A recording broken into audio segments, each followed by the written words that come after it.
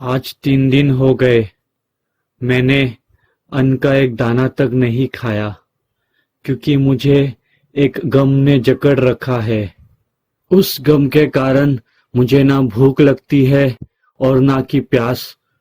सुबह से शाम तक बस मैं ख्यालों में खोया रहता हूँ और सोचता हूँ आखिर क्यों मेरे बड़े बेटे ने सुसाइड कर लिया। आखिर उसे क्या तकलीफ थी जो उसने ऐसा कदम उठाया।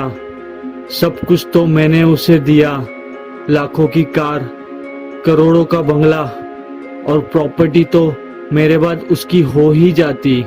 जिंदगी के सफर में उसने क्यों अपने बूढ़े बाप का साथ छोड़ दिया। ऐसा कौन सा पहाड़ टूट पड़ा उस पर जो उसने सुसाइड कर लिया। ये आज तक नहीं समझा मुझे। क्या सोच के उसने सुसाइड किया, या तो किसी ने उसकी जान ले ली, और जान ले ली तो आखिर क्यों उसकी जान ले ली।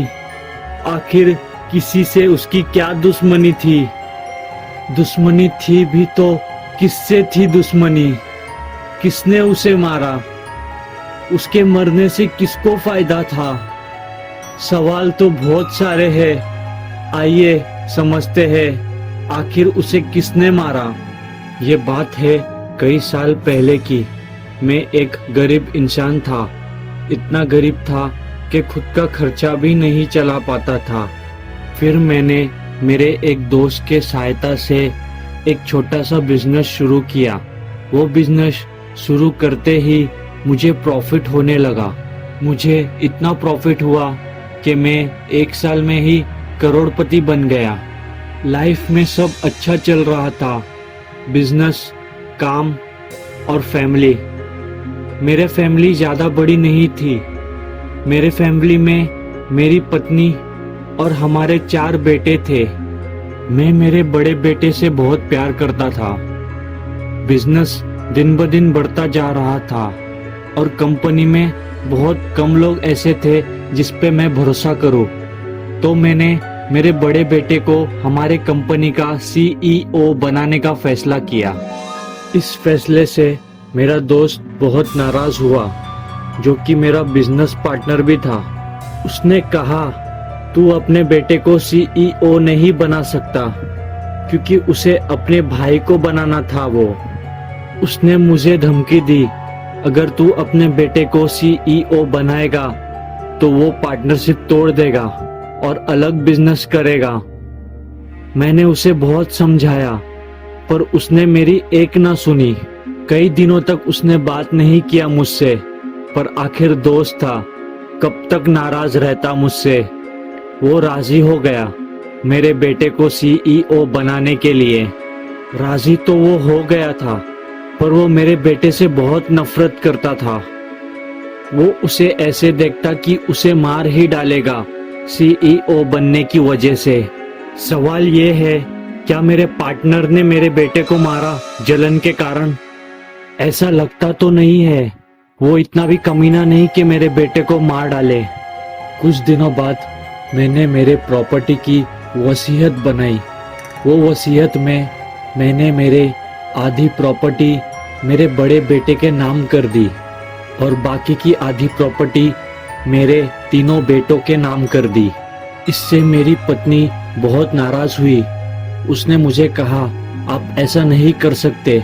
अगर प्रॉपर्टी बांटनी है तो सब में बराबर बांटो, वरना किसी को मत दो प्रॉपर्टी। मैंने उसकी बात नहीं सुनी। मेरी पत्नी गुस्से से लाल हो गई। एक तो पहले से मेरी पत्नी थोड़ी गुस्से वाली थी और ऊपर से मैंने उसे और भड़का दिया। कहीं गुस्से से उसने तो मेरे बड़े बेटे को नहीं मारा, पर नहीं, इतनी छोटी सी बात पे मेरी पत्नी इतना बड़ा कदम नहीं उठा सकती। कोई माँ भला अपने बेटे को कैसे मार सकती है, वो भी सिर्फ प्रॉपर्टी के लिए। प्रॉपर्टी का ऐसा बंटवारा करने से कहीं मेरे दूसरे बेटों ने अपने बड़े भाई को मारने का तो नहीं सोचा।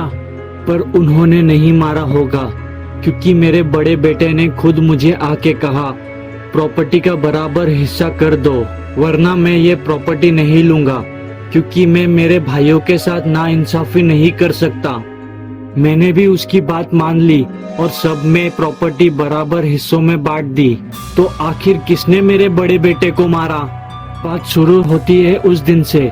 मेरा बड़ा बेटा दिल्ली जा रहा था बिजनेस के काम से। अचानक एक कुत्ता आ गया उसके कार के सामने और उसके कार का एक्सीडेंट हो गया। उसे तुरंत हॉस्पिटल में एडमिट करना पड़ा। डॉक्टर ने कहा पेशेंट का बहुत खून बह गया है। ब्लड बैंक से खून का इंतजाम कर दिया गया और उसकी जान बच गई। डॉक्टर ने कहा आपके बेटे की जान तो बच गई है पर वो कभी चल नहीं पाएगा। मैंने मेरे बड़े बेटे को समझाया हिम्मत हारने की जरूरत नहीं, हमारे पास बहुत पैसे हैं, जिंदगी कट जाएगी। 4 महीने बाद मेरे बेटे ने हिम्मत हार के अपना हाथ काट लिया और आत्महत्या कर लिया। असल में जब उसका एक्सीडेंट हुआ डॉक्टर ने कहा खून का इंतजाम करो, तो मैंने कहा मेरा खून ले लो, पर मेरा खून मैच नहीं हुआ। मेरा ब्लड ग्रुप था बी पॉजिटिव और उसका ओ नेगेटिव। फिर मैंने मेरे वाइफ को कहा खून देने को, तो उसका भी ब्लड ग्रुप मैच नहीं हुआ। असल में बेटे का ब्लड ग्रुप या तो पिता से मिलता है या तो अपनी माँ से। मेरे बाकी बेटों का ब्लड ग्रुप मेरे से मिलता है, तो मेरे बड़े बेटे का क्यों नहीं? थोड़ी तहकीकात की मैंने खुफिया तरीके से, तो पता चला कि मेरी वाइफ और मेरे बिजनेस पार्टनर का अफेयर है कई सालों से और उसने मेरे बिजनेस में मदद मेरे वाइफ के कहने पे की थी और मैं उसे सच्चा दोस्त समझता था। और वो मेरा बड़ा बेटा मेरा बेटा नहीं था, वो तो मेरे दोस्त और मेरे वाइफ का बेटा था। इतने सालों से मैं धोखे में जी रहा था। मैं अपनी प्रॉपर्टी किसी और के बेटे के हाथ में नहीं देना चाहता था, इसलिए रात होते ही मैंने उसके हाथ का नस काट दिया और ये साबित कर दिया कि उसने सुसाइड किया है। हेलो फ्रेंड्स, मेरा नाम प्रमोद सक्सेना है। अगर स्टोरी अच्छा लगा तो लाइक, शेयर और सब्सक्राइब कर देना। Thank you.